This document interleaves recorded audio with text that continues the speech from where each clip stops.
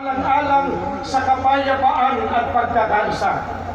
Tulad po ng alam ninyo, itong isinasagawa nating National Rally for Peace ay pambuong kapuluan. Kasabay nating nagkakatipon ang napakakapal na bilang ng mga kababayan at kapatid natin sa 12 pang dako sa bawat rehiyon. 5 lugar po sa Luzon, 4 sa Kabisayaan, at 4 po sa Mindanao. Hindi lamang po lumabas sa mga lansangan upang magpahayag ng pakikisa para sa kapayapaan at sa kapakanan ng ating bansa. Marami po sa ating kababayan ang nakikiisa rin sa paraang nanonood sila sa kanilang telebisyon, sa kanilang computer monitor o cellphone o anumang gadget na gamit nila. Maraming salamat po sa kanilang suporta at maraming salamat po sa inyong lahat. Hindi lamang mga kaanib sa Iglesia ni Cristo ang nagkakaisang sumama rito. Marami pang ibang grupo, marami pang ibang samahan ng mga kababayan natin Pilipino ang kasama sa mapayapang pagtitipong ito. Kaisa po natin sila na nagsusulong ng pambansang kapayapaan at pagkakaisa. Kaya muli po, maraming salamat po sa inyong lahat. Bagamat may kani-kanyang opinyon ng iba't ibang tao sa isang partikular na isyu sa buhay o iba't iba man ang kalagayan sa buhay o interes, subalit sa layunin po na ipagmalasakit ang kapayapaan, ang kapakanan, ang kaunlaran ng ating bansa, tayong lahat ay nagkakaisa. Tinatanong po namin kayo, nagkakaisa po ba tayo o hindi? Ano po sagot ninyo? Karapatan po nating mga mamamayan ang ganitong pagkilos. Ito po ay protektado ng ating saligang batas. Nagkakaisa tayo ng damdamin at isipan na isagawa ito. Inuulit po namin ng may kapayapaan at pagkakaisa. Ito po ay para sa kapakanan ng nakararami at ng kabuuan ng ating bansa. Baka naiisip ninyo o itinatanong ninyo, ano po ang hinahangad natin na ibunga ng pagkilos natin ito? Hindi lamang po ang magtulungan ang mga leader ng ating gobyerno, kundi ang pagtuunan nila ng pansin ang kapakanan ng ating bansa sa ikalulutas po ng mga problemang kinakaharap ng mga mahihirap na mga kababayan na pinalalala pa ng korupsyon, mga kalamidad, kriminalidad, bangayang pampolitika at iba pa.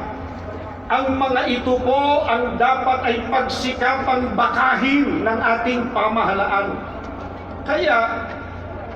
Kaya ang sinusuportahan natin ay ang pagkakasundo.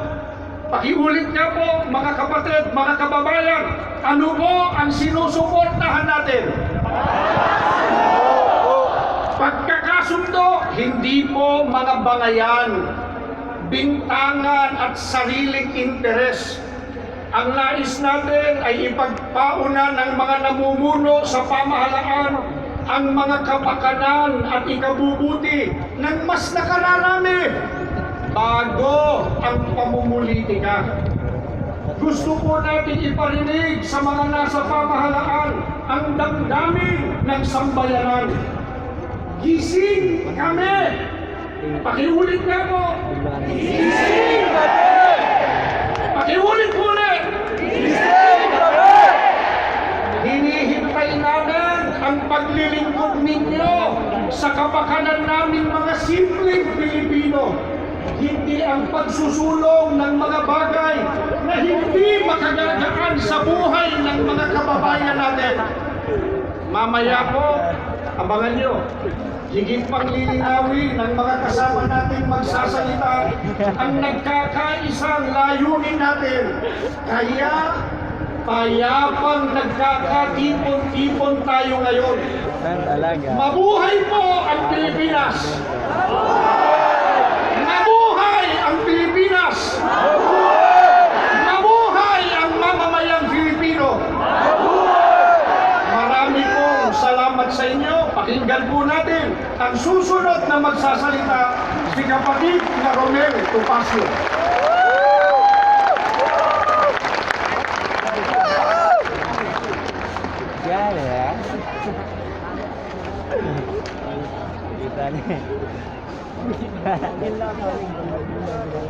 Magandang hapon po sa inyong lahat, mga kapatid.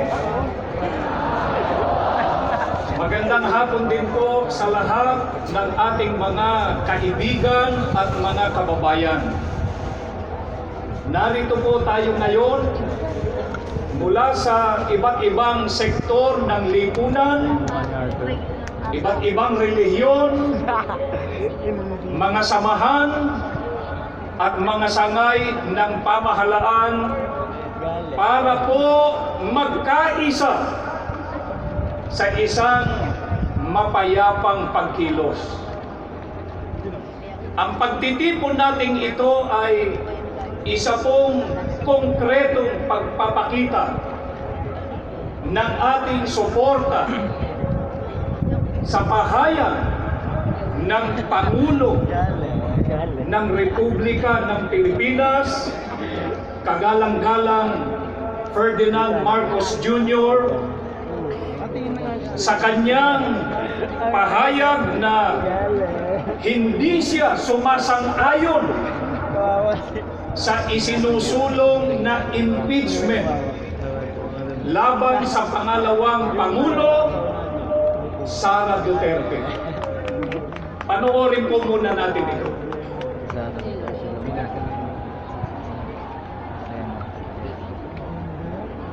This is not important. This does not make any difference to even one single Filipino life. So why waste time on this? What will happen to if somebody files an impeachment? It will tie down the House, it will tie down the Senate, it will just take up all of that, and for what? For nothing. For nothing. None of this will help improve a single Filipino life. As far as I'm concerned, it's a storm in a teacup. Naniniwala po kami na ang opinyong ito ng Pangulo ay para po sa kapakanan ng bansa at ng sambayanang Pilipino. Ang ganitong posisyon ay hindi lamang po nagpapakita ng malasakit, kundi ng malinaw na pag-unawa sa mga tunay na pangangailangan ng ating bansa. Ano po ang sabi ng Pangulong Bongbong Marcos tungkol sa planong impeachment ng ilang samahan laban sa pangalawang Pangulo?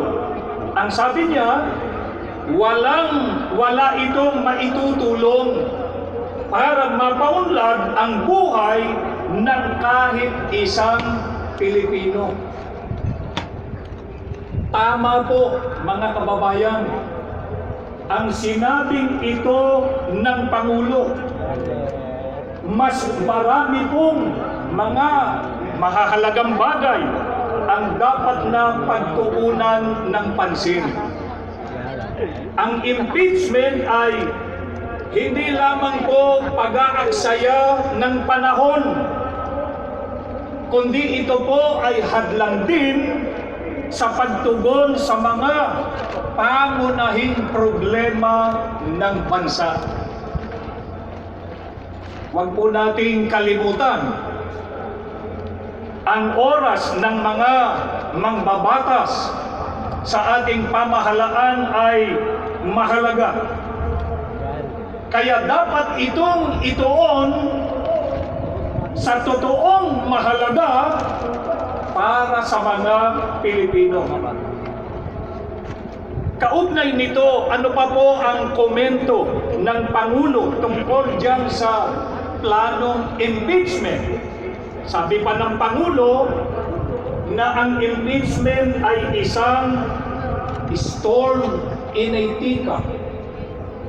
Nangangahulugang ito ay isang lapis na pag-aalala, pagtatalo tungkol sa isang maliit at hindi naman gaanong mahalagang bagay. Sang-ayon tayo rito, mga kababayan. Ang pagsulong po ng impeachment ay mag-aaksaya lang ng oras ang Kongreso at Senado. Sa halip na gamitin ang kanilang mahalagang oras para sa mga makabuluhang usapin tulad ng edukasyon, infrastruktura at serbisyong pangkalusugan, ang mga mambabatas ay magtutuon ng isang bagay na hindi naman totoong makatutulong sa buhay ng karaniwang Pilipino. Kaya sa halip na mag-aksaya ng panahon sa mga isyong magdudulot lamang ng mga pagtatalo, mga hidwaan, at ng mga bangayan ng mga nasa pamahalaan at ng mga mamamayan, hindi po ba dapat dapat na ituon ng ating mga pinuno ang kanilang pansin sa mga suliraning kailangang tugunan agad? Mga kababayan, hindi po ba totoo na kapag itinuloy ang impeachment ay magtatalo-talo hindi lamang yung mga mamamayan, kundi maging sila mismo na mga government officials? Hindi po ito gusto. Ito po ay ayaw ng maraming Pilipino at ito rin ang ayaw ng mga kaanib sa Iglesia ni Cristo.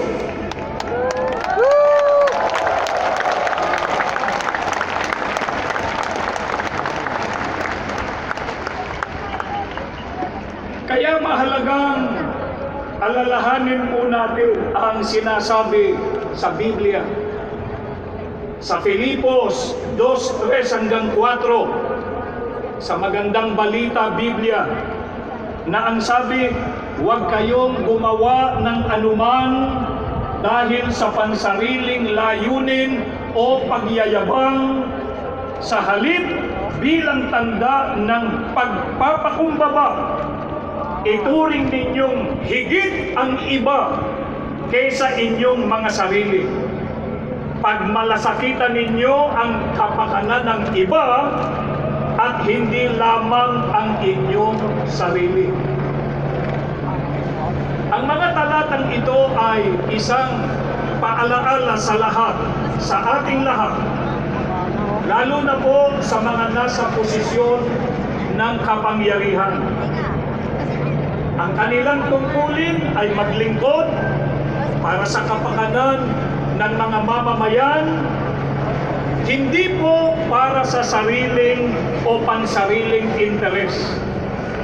At lalo na hindi po para maghasik ng pagkakampi-kampi, dahil lang ang hangarin ay humawak ng kapangyarihan.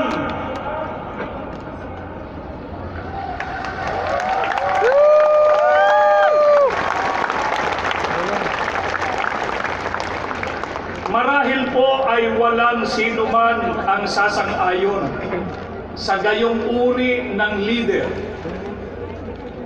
Ang pamamaraan kasi nila ay divide and conquer.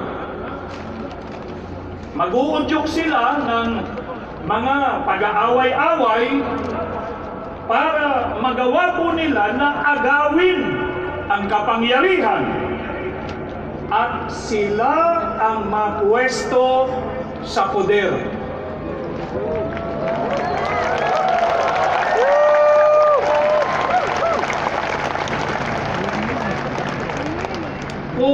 nangyayari man po yan sa ibang bansa, sana po ay hindi yan mangyari sa ating bansa.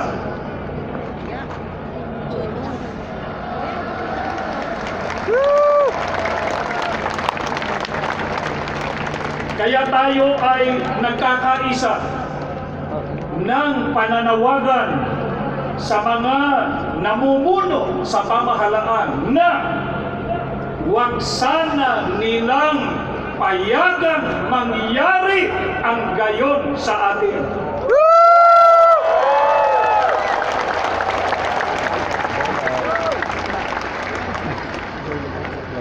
Meron pong kasabihan na united we stand, divided we fall. Tayong naririto, tinututulan po natin at hanggat sa makakaya natin, ayon sa ating makakaya, ay huwag nating payagan ang divided we fall.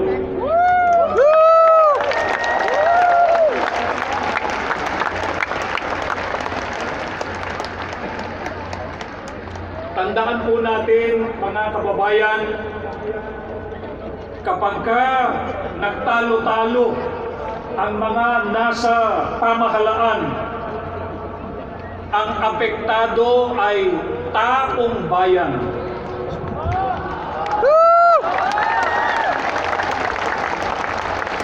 Kapag magulo ang bansa, ang mga mamamayan ang kawawa.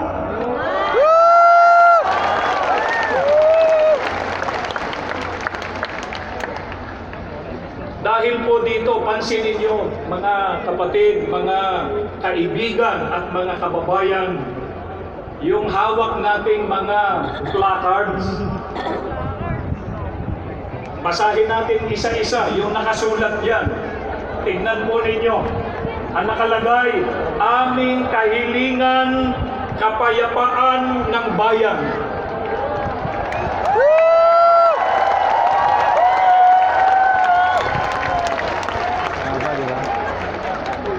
Problema'y lutasin, huwag palakihin.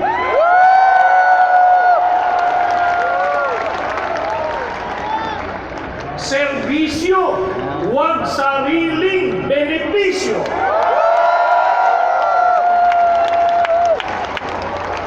Mamamayan ang unahin, huwag sarili.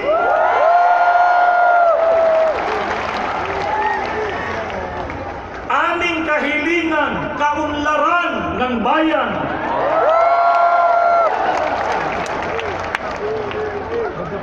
Magkaisa para tumatag ang bansa.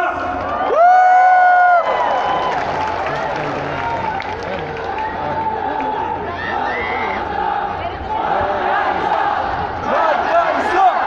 Magkaisa! Magkaisa! Magkaisa! Magkaisa! Ito pa, nakalagay pa sa atin, yung isinisigaw natin na yan. Magkaisa, huwag mag-isa!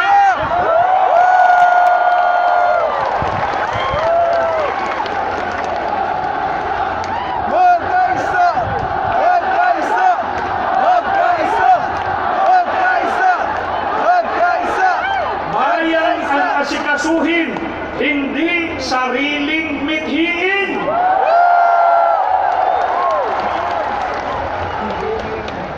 Unahin ang bayan, huwag bangayan.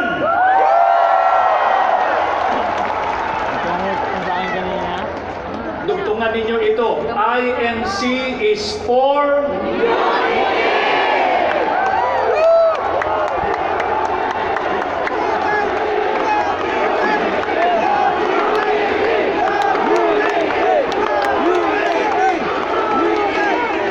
kaya kailangan natin peace in the Philippines.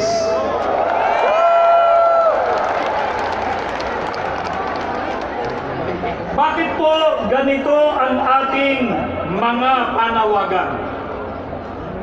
Kasi ayaw namin ng kaguluhan, saan mang ito panig manggaling. Ang nais natin ay, isigaw ninyo, kapayapaan!